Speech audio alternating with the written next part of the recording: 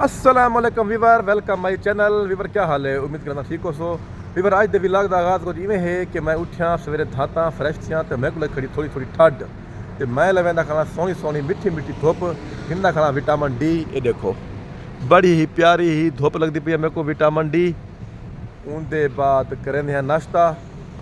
ठीक है व्यूवर, तो नाश्ते के बाद पिछले अपनी रूटीन शेयर करें तो नाल भी हमारे का ठीक हो, खैर है, तबीयत ठीक है सारे दी, देखने वाले सारे सुनने फिट फाट हो, तबीयत से ठीक है। तो करें नाश्ता, नाश्ते के बाद इंशाल्लाह अपने सारे काम तो शेयर करें क्योंकि नाश्ता जो है बहुत ज़रूरी है। नाश्ते के बगैर कोई काम नहीं थी ना। ठीक है मार का जल्द नाश्ता करें। हाँ जी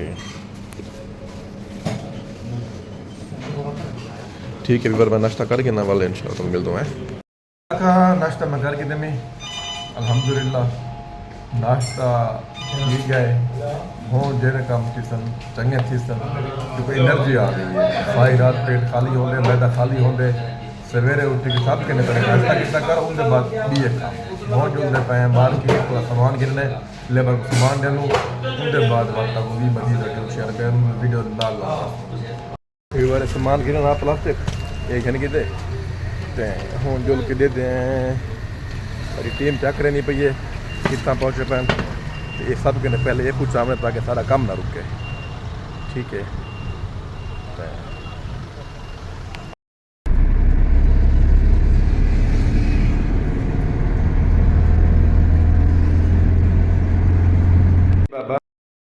व्यूवर कम शाम मुका आया तो खाना भी कह नहीं खादा तो हूँ टाइम भी कह नहीं खाने का क्योंकि हूँ ना दिन के खाने जाओ ना रात दे जाओ सी हूँ हल्का फुल्का चाह शाह पीनू कुछ समोसा पकौड़ा खाने तो चलो लेते हैं चाह के नहीं मिलता कुछ बस पढ़ के दिए मगरब दी अल्हम्दुलिल्लाह ये भी फ़र्ज अदा थी चुके तो हूँ मैं वेंदा पे मार्केट ताकि मार्केट इधर भी करवेंदे हैं उठा जो भी खाना भी खाते थे। ठीक है व्यूवर, मैं खाना खा के दे नाल एक दोस्त है मेरे तो वो आके यार मैं वीडियो नहीं आंदा तो जेरी वजह के मैं खाने के टाइम वीडियो कहनी पड़ी तो हूँ जुलते मैं मेरा मार्केट का माहौल दिखे दस चलूँ तो उनके बाद भी करने व्लॉग का एंड। ठीक है ये व्यूवर मेरे घर के नज़दीक है लोलो तो चलो मैं क्या किसी चक्कर शक्कर लेने हैं थोड़ी शॉपिंग भी करनी है तो वो भी गिन दूँ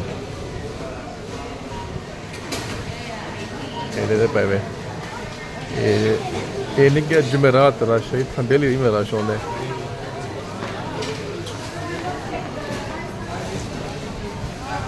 मैं थोड़ी शॉपिंग करें ना माहौल चेक करें ना भला मिलते हैं। ठीक है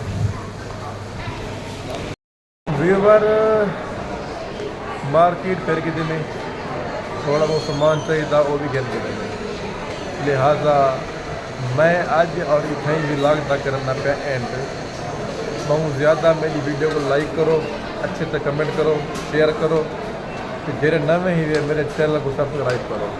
भला इंशाल्लाह मिलते नवी वीडियो है नवे टॉपिक पे नवी लोकेशन है। अस्सलाम वालेकुम।